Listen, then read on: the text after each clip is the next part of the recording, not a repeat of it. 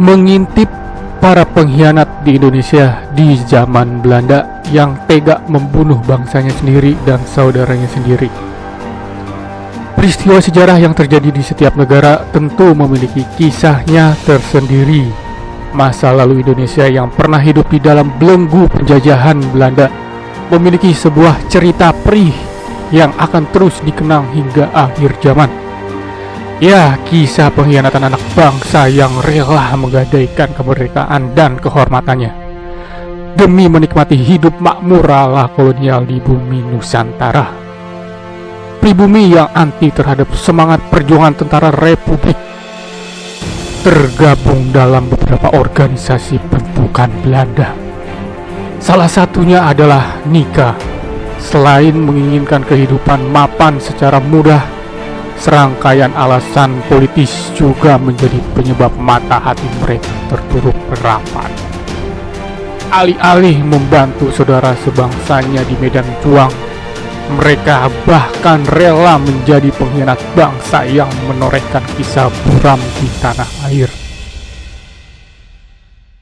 Harta dan kenyamanan hidup lebih berharga daripada kemerdekaan dan harga diri sebuah bangsa. Belanda yang telah menanamkan pengaruh kolonialnya pada Indonesia membuat sebagian rakyatnya takluk yang kemudian menjadi tunduk dan patuh bagi mereka. Nasionalisme dan angin kemerdekaan hanyalah buayan mimpi belaka yang mustahil terjadi. Alhasil banyak kalangan terpelajar Indonesia lebih memilih menjadi pegawai kolonial Belanda. Kemapanan finansial dan jaminan hidup lebih mulai dibanding bersimpah darah di medan pertempuran. Aristokrat dan bangsawan yang gila hormat dan harta di era revolusi. Tegas dan peran Nika di Indonesia. Peranan Nika sangatlah vital bagi kelangsungan eksistensi penjajah kolonial. Tugas utamanya adalah mengembalikan pemerintahan sipil dan hukum sesuai dengan undang-undang ala kolonial Hindia Belanda.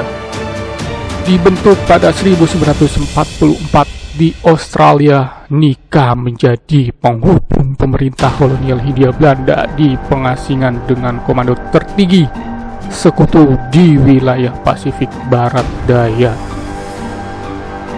Bisa dibilang organisasi ini merupakan lembaga yang menampung wilayah Hindia Belanda setelah berhasil direbut oleh sekutu dari tangan Jepang.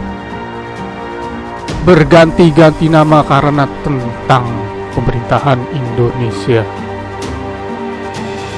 Utusan resmi Nika mendarat di Batavia pada September 1945.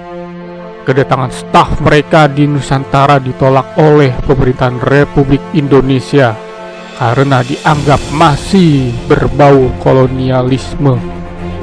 Terlebih nama Hindia Belanda yang masih digunakan, tak kurang akal mereka pun merubah nama menjadi Amakap, Allied Military Administration Civil Affairs Branch pada Januari 1946. Tak lama setelah hengkangnya Inggris dari Indonesia, nama berganti menjadi Cidelicce Bestuurs Dance Temporary Administrative Service. Anggota Nika tak kenal dipersenjatai oleh memerangi Indonesia dan bangsanya sendiri. Biadab.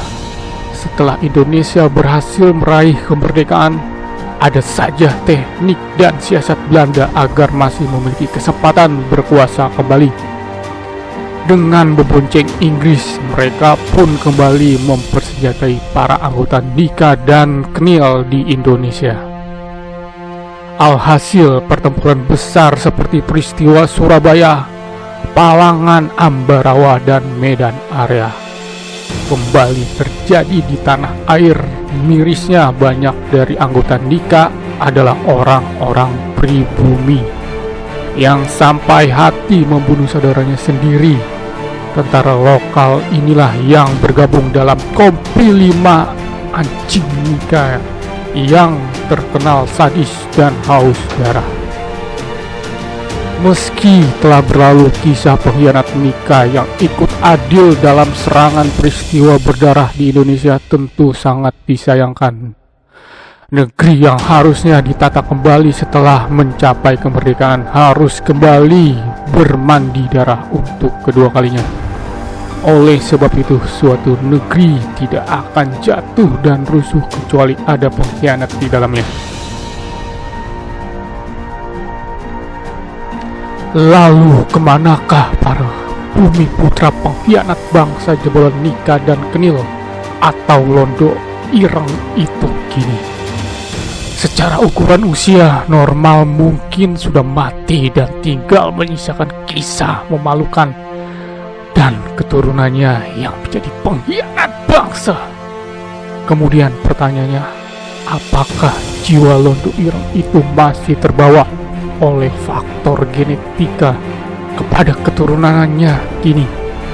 Atau jika benar penjajahan secara halus itu tengah berlangsung saat ini, adakah peran Londo Ireng yang masih tersisa di jiwa-jiwa bangsa Indonesia saat ini yang menjadi pengkhianat?